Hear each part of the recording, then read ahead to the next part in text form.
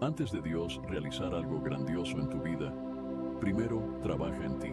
No es casualidad que muchos de los personajes más importantes de la Biblia pasaron por pruebas y tribulaciones que, al principio, parecían duras, pero que al final los prepararon para un propósito mayor.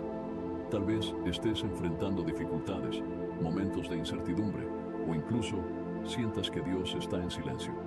Pero debes saber esto: Dios nunca desperdicia una batalla. Cada prueba es intencional. Piensa en José, quien pasó años en prisión antes de ser elevado a la posición de gobernador en Egipto. O en Moisés, que pasó 4 décadas en el desierto, no solo como un período de exilio, sino como un entrenamiento silencioso para liderar a toda una nación. Ambos experimentaron un ciclo de pruebas que moldearon sus corazones y los alinearon con el plan divino.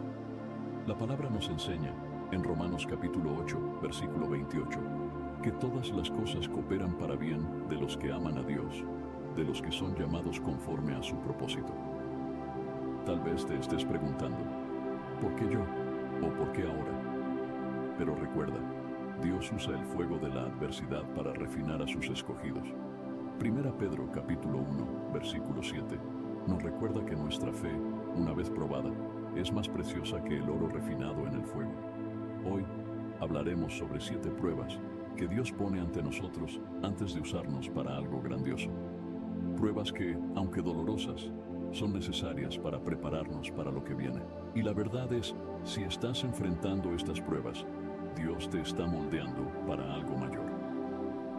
Antes de continuar, no olvides suscribirte al canal y darle like a este video. Así, ayudas a llevar este mensaje a más personas, bendiciendo vidas con la palabra de Dios. Muchas gracias. La primera prueba que Dios a menudo coloca delante de nosotros es la prueba de la motivación. Él quiere saber qué hay en el fondo de nuestro corazón. ¿Cuál es la verdadera razón por la que estamos buscando servirle? ¿Es por amor genuino o porque estamos detrás de recompensas, reconocimiento o éxito personal? Esta prueba es esencial porque las motivaciones incorrectas pueden desviar fácilmente nuestro camino. La Biblia nos advierte sobre esto en Mateo capítulo 6, versículo 1, cuando Jesús nos alerta: cuidaos de hacer vuestra justicia delante de los hombres para ser vistos por ellos. De lo contrario, no tendréis recompensa de vuestro Padre Celestial. Cuando nuestras intenciones están alineadas con la voluntad de Dios, nuestro caminar se vuelve más firme. Pero cuando servimos a Dios con el corazón inclinado hacia intereses personales, los frutos de esas acciones son limitados.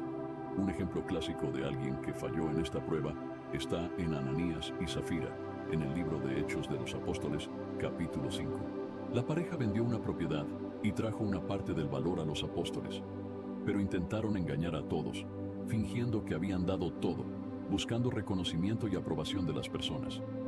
El resultado de esa motivación incorrecta fue desastroso. Perdieron sus vidas por intentar engañar al Espíritu Santo y a los líderes de la iglesia. Este es un ejemplo claro de cómo Dios examina nuestro corazón, probando si nuestras acciones realmente están hechas por amor a Él o por motivos egoístas.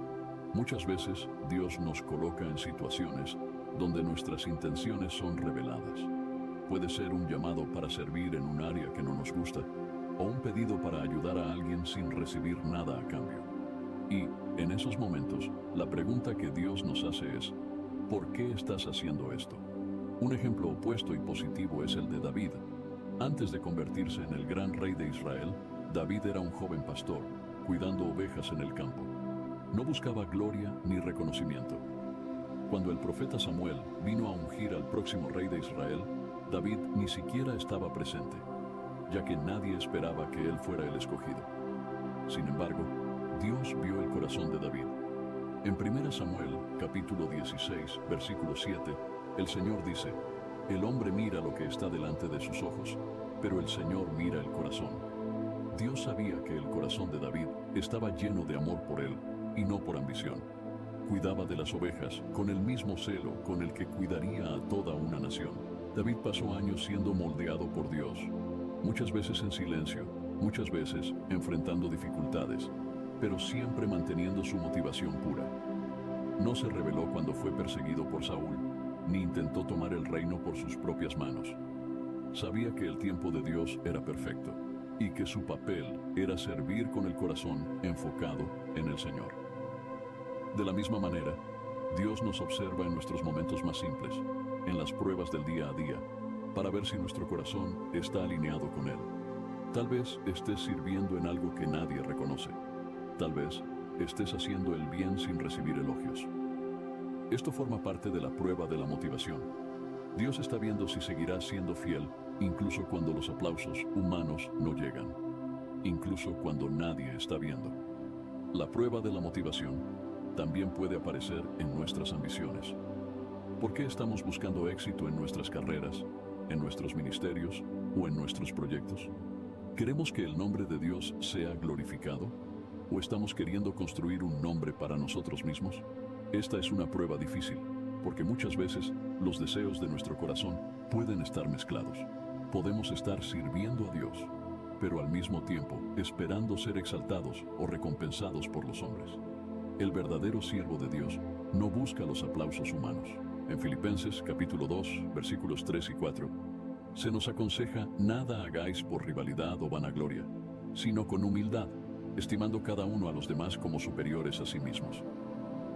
Cuando pasamos por la prueba de la motivación, Dios ajusta nuestro corazón para que Él sea el centro de todas nuestras acciones.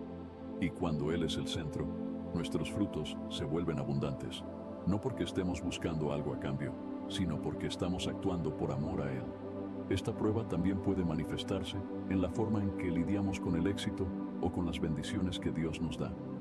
Cuando Él nos exalta, cuando pone nuestros proyectos en destaque o nos bendice de manera grandiosa, somos probados nuevamente.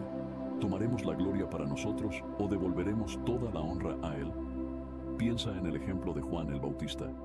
Tenía una posición de destaque, siendo uno de los profetas más influyentes de su época. Sin embargo, cuando Jesús apareció, Juan dijo algo que revela un corazón libre de motivaciones egoístas. Es necesario que Él crezca y que yo disminuya. Juan capítulo 3, versículo 30. Juan el Bautista sabía que el enfoque debía estar en Cristo y no en Él. Este es el verdadero espíritu de un siervo de Dios. La prueba de la motivación es, muchas veces, una de las más difíciles de percibir. Ocurre de manera sutil, en el interior de nuestro corazón, en las pequeñas acciones del día a día. Pero es en esta prueba donde Dios revela lo que realmente nos mueve. Y cuando la pasamos, estamos listos para ser usados por Dios de maneras que jamás imaginamos.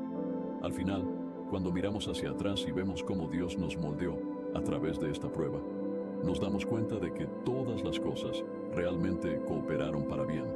Y, así como David, Juan el Bautista y tantos otros siervos de Dios, podemos alegrarnos al saber que nuestras motivaciones han sido purificadas y que estamos listos para el siguiente paso en nuestro caminar con el Señor. Al enfrentar estas pruebas que Dios coloca en nuestras vidas, como la de la motivación, es esencial mantener una conexión diaria con Él, para que nuestras intenciones permanezcan puras y alineadas con su voluntad. Si deseas fortalecer esta práctica de oración y acercarte más a Dios en medio de los desafíos y pruebas, te invito a conocer mi devocional 30 días de oración, un encuentro diario con Dios. Este devocional fue diseñado para ayudarte a superar las distracciones del día a día y cultivar una rutina de oración profunda y significativa.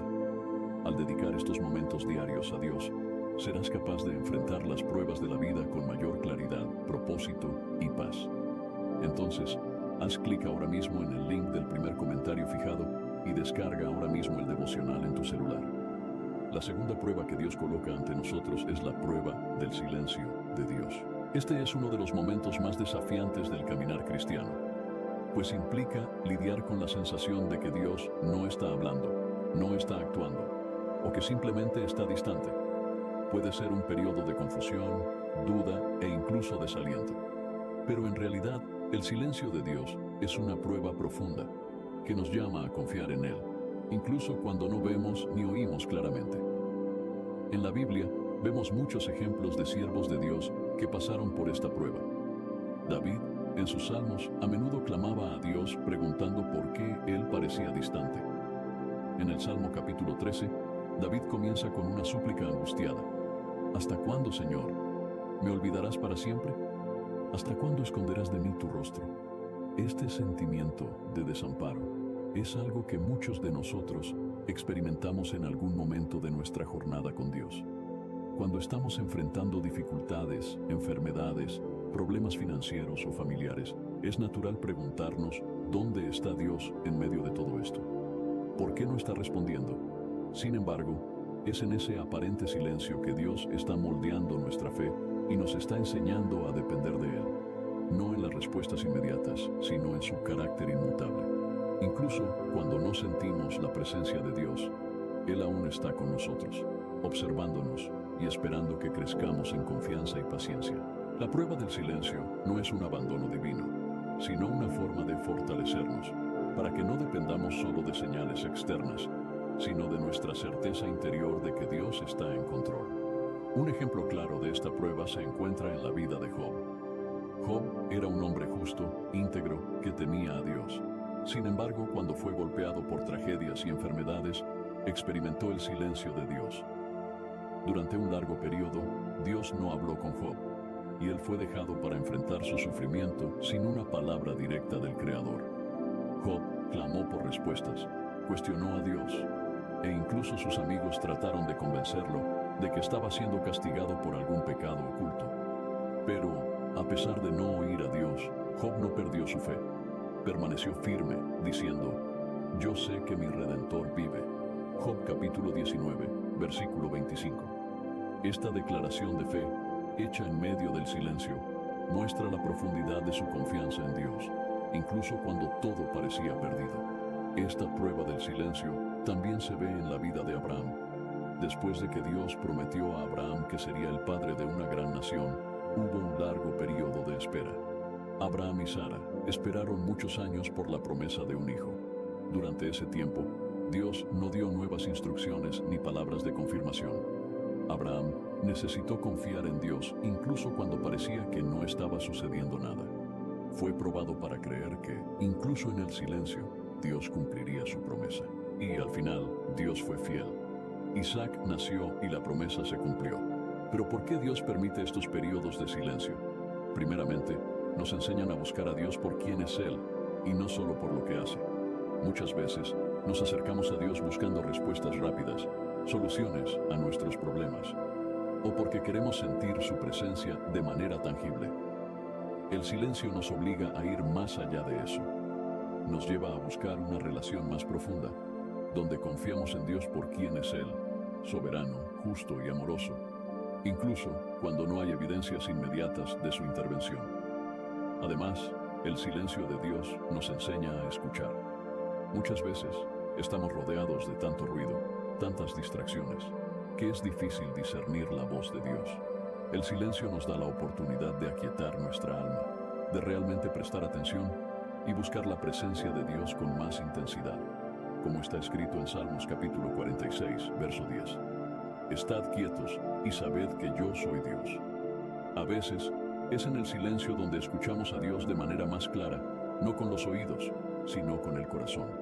Otro motivo por el cual Dios puede permitir el silencio es para fortalecer nuestra perseverancia. Cuando todo va bien, es fácil alabar a Dios y decir que confiamos en Él. Pero cuando las respuestas tardan, cuando parece que Dios está en silencio, es ahí donde nuestra fe es verdaderamente probada. ¿Continuaremos confiando en Dios, incluso cuando no recibimos lo que esperamos? En Romanos capítulo 8, verso 24, Pablo nos recuerda que la esperanza que se ve no es esperanza. El silencio nos enseña a esperar con paciencia y a confiar en que Dios está obrando, aunque no podamos verlo. Y finalmente, el silencio de Dios es una invitación para crecer espiritualmente. Es en esos momentos de silencio cuando somos desafiados a madurar en nuestra fe. Dios no nos está ignorando, nos está preparando para algo más grande. Así como un maestro guarda silencio durante la prueba de un alumno, Dios guarda silencio mientras pasamos por pruebas que nos preparan para un futuro lleno de propósito. Cuando superamos la prueba del silencio, salimos más fuertes, más confiados y más conscientes de que Dios siempre está presente, incluso cuando no lo percibimos. Si estás pasando por un periodo en el que sientes que Dios está en silencio, recuerda que esto es parte del proceso de crecimiento.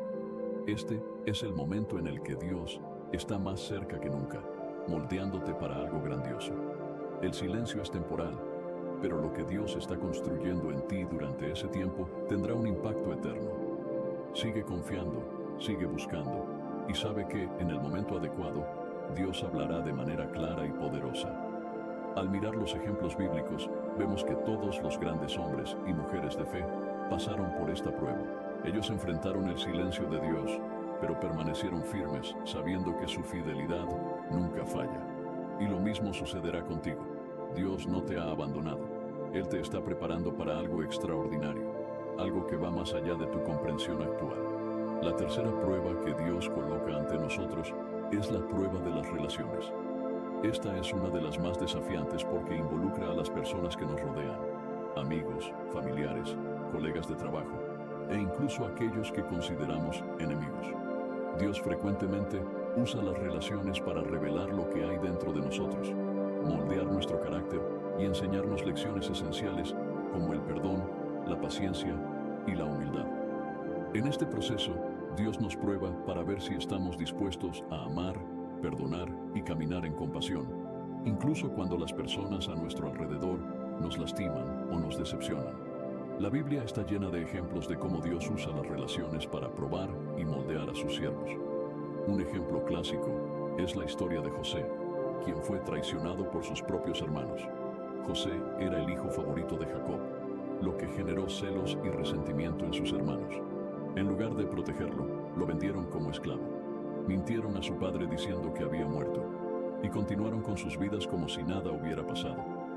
José pasó años en Egipto, primero como esclavo y luego encarcelado injustamente, sin saber si algún día vería a su familia nuevamente. Esta fue una prueba severa para José, quien fácilmente podría haberse vuelto amargado y vengativo. Sin embargo, José permaneció fiel a Dios, y a través de muchas pruebas, llegó a ser gobernador de Egipto. Cuando sus hermanos vinieron a él durante la hambruna, sin saber que él era el gobernador, José tuvo la oportunidad de vengarse, pero en lugar de eso, eligió perdonar. En Génesis capítulo 50, verso 20, José dice a sus hermanos: «Vosotros pensasteis mal contra mí, mas Dios lo encaminó a bien, para hacer lo que vemos hoy, para mantener en vida a mucho pueblo». José superó la prueba de las relaciones porque eligió ver el plan de Dios por encima de las heridas y traiciones personales. Entendió que Dios estaba usando sus relaciones, incluso las dolorosas, para cumplir un propósito mayor. Esta prueba nos desafía a ver más allá de las circunstancias inmediatas y a reconocer que Dios puede estar enseñándonos algo profundo a través de las personas que pone en nuestro camino. Otro ejemplo poderoso de esta prueba está en la vida de David. David fue elegido por Dios para ser rey de Israel, pero antes de asumir el trono, fue severamente probado en sus relaciones, especialmente con el rey Saúl. Saúl, que inicialmente veía a David como un aliado, pronto comenzó a envidiar al joven guerrero por su popularidad y éxito. Saúl intentó matar a David varias veces, forzándolo a huir y vivir como fugitivo durante años. Durante ese tiempo, David tuvo varias oportunidades para matar a Saúl y tomar el trono, pero eligió honrar la posición de Saúl como rey ungido de Dios. En lugar de buscar venganza, David esperó pacientemente el tiempo de Dios. En 1 Samuel, capítulo 24, verso 6, David dice: «Guárdeme el Señor de hacer tal cosa contra mi Señor, el ungido del Señor, extendiendo mi mano contra él, porque él es el ungido del Señor». David comprendió que las relaciones son un campo de prueba donde Dios prueba nuestra lealtad, paciencia y humildad. Así como David, muchas veces somos desafiados a lidiar con personas difíciles en nuestras vidas. Puede ser alguien que nos hace daño, alguien que constantemente nos provoca, o alguien que parece oponerse a nuestros planes. En esas situaciones, Dios nos está probando para ver cómo reaccionamos. ¿Responderemos al mal con mal o elegiremos el camino del amor y el perdón? Jesús también nos dejó un ejemplo claro de cómo debemos actuar en nuestras relaciones. Cuando estaba en la cruz, rodeado por aquellos que lo crucificaron y se burlaban de él, Jesús no respondió. ¿Te has sentido alguna vez paralizado por tus propios pensamientos? ¿Te ha pasado que das vueltas y vueltas a una misma situación, buscando respuestas que no llegan, soluciones que no aparecen, salidas que se desvanecen? Es como si tu mente no supiera cuándo detenerse, como si tu corazón no pudiera descansar. Y ahí estás, encerrado en un silencio ruidoso, donde tus pensamientos se convierten en cadenas que te impiden avanzar. Tal vez estás viviendo una etapa en la que lo analizas todo. Cada decisión, cada palabra, cada movimiento. Quieres tener todo bajo control. Te aferras a la idea de entenderlo todo antes de actuar. Pero mientras más lo piensas, más dudas aparecen. Mientras más buscas lógica, menos paz encuentras. Y sin darte cuenta estás cargando un peso que nunca te correspondía llevar. Dios no te creó para vivir así. Hay una voz en tu interior que clama por descanso, que anhela confiar, que necesita rendirse.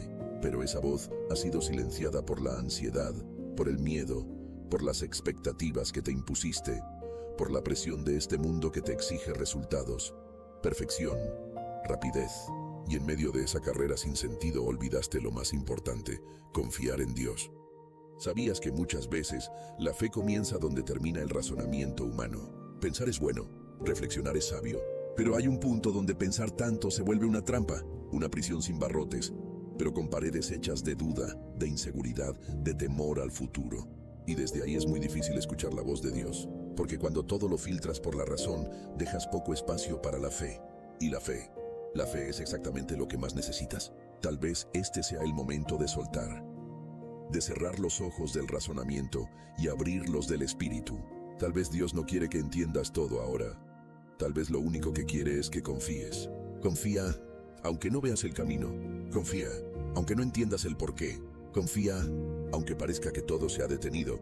Tu mente puede hacerte creer que necesitas más respuestas, pero tu alma solo necesita una cosa: descanso en Dios. La ansiedad que te roba la paz nace muchas veces de esa obsesión por controlar lo incontrolable, por predecir lo que solo Dios conoce, por adelantarte a situaciones que quizás nunca llegarán. Y mientras haces todo eso, dejas de vivir. ¿Cuánto tiempo más vas a seguir desgastándote por lo que no puedes cambiar? ¿Cuántas noches más vas a perder pensando en lo que ya hiciste y no puedes deshacer? ¿Cuántos días vas a sacrificar esperando entender lo que solo se entiende cuando se vive? Tal vez no necesitas una nueva respuesta. Tal vez solo necesitas rendirte. Rendirse no es perder. Rendirse es confiar. Es decirle a Dios: no puedo con esto solo y no quiero seguir intentando hacerlo sin ti. Cuando te rindes delante de Dios, no te estás rindiendo ante el miedo, ni ante el fracaso, ni ante la incertidumbre. Te estás rindiendo al amor más puro, más fuerte y más fiel que existe. Estás soltando el control para ponerlo en manos de aquel que nunca falla. Y aunque tu mente grite que debes seguir calculando, evaluando, decidiendo, Dios susurra a tu alma algo mucho más profundo. Solo confía en mí. ¿Por qué nos cuesta tanto confiar? Tal vez porque hemos sido heridos. Tal vez porque la vida no siempre fue justa. Tal vez porque crecimos creyendo que depender de alguien era sinónimo de debilidad. Pero con Dios es diferente. Dios no miente. Dios no falla. Dios no te abandona cuando más lo necesitas. Él no te ama por lo que haces, sino por quién eres. Y eso lo cambia todo. Él ve más allá de tus pensamientos enredados. Él conoce el miedo que no confiesas. Él entiende tu cansancio, tu deseo de soltar todo y desaparecer. Y aún así, sigue contigo. Incluso cuando no oras, incluso cuando no lo entiendes, incluso cuando crees que no lo mereces. Dios no está esperando que lo comprendas, está esperando que lo invites. Invítalo a tus pensamientos, invítalo a ese rincón oscuro de tu mente donde guardas tus peores temores. Invítalo a tu silencio, invítalo a tu confusión. No tienes que llegar a Él con respuestas, solo con un corazón dispuesto. La confianza en Dios no nace en la certeza, sino en la decisión. Decisión de soltar, decisión de esperar, decisión de creer. Incluso cuando todo dentro de ti dice lo contrario. ¿Y si hoy decides dejar de pensar tanto y comenzar a confiar más? ¿Y si hoy eliges descansar en la certeza de que no estás solo? ¿Y si hoy, en vez de buscar explicaciones, simplemente levantas los ojos al cielo y dices: Señor, haz tu voluntad? Porque a veces, el milagro que estás esperando no es que cambien las circunstancias, es que se calme tu alma. Dios nunca prometió que entenderías todo de inmediato, pero sí prometió estar contigo todos los días hasta el fin. Y esa promesa, aunque sencilla, es suficiente para atravesar cualquier tormenta. Quizás tu vida hoy se siente como un mar agitado. Los pensamientos no paran, las decisiones te abruman, el futuro te asusta. Pero recuerda esto: Jesús no calmó el mar cuando los discípulos entendieron lo que pasaba. Él lo calmó cuando ellos desesperados clamaron por ayuda. Tal vez estás esperando entender para orar. Tal vez estás esperando tener paz para rendirte, pero es al revés. Primero te rindes y luego llega la paz. Primero confías y luego todo comienza a alinearse. No puedes vivir dependiendo de lo que ves, porque lo que ves hoy puede ser confuso, doloroso, oscuro, pero lo que no ves, el plan de Dios está lleno de propósito, de amor, de esperanza. La fe no se basa en la lógica, se basa en una relación con un padre que sabe exactamente lo que necesitas, incluso cuando tú no lo sabes. ¿Y si dejas de vivir en la cabeza y comienzas a vivir en el corazón? ¿Y si dejas de analizar tanto y te permites sentir la presencia de Dios? ¿Y si bajas la guardia y simplemente te entregas? La mente puede ser una aliada, pero también puede ser tu peor enemiga si no la sometes a la voluntad de Dios. Por eso la Biblia dice, confía en el Señor con todo tu corazón y no te apoyes en tu propia inteligencia, porque nuestra inteligencia es limitada, pero el amor de Dios es eterno. A veces, la respuesta más poderosa no está en pensar más, sino en orar más. En vez de repetir el problema en tu mente, repite una promesa de Dios. En vez de repasar tus errores, recuerda su misericordia. En vez de calcular cada paso, inclínate y dile, guíame tú. Confía, aunque tiemble el suelo. Confía, aunque no entiendas el proceso. Confía, aunque tus emociones digan lo contrario. Porque cuando decides confiar, tu alma encuentra descanso. ¿Cuánto tiempo más vas a seguir peleando solo en tu mente? ¿Hasta cuándo vas a seguir dudando si Dios está o no está contigo? Él nunca se ha ido. Nunca ha dejado de mirarte ni un solo segundo. Él ha estado ahí.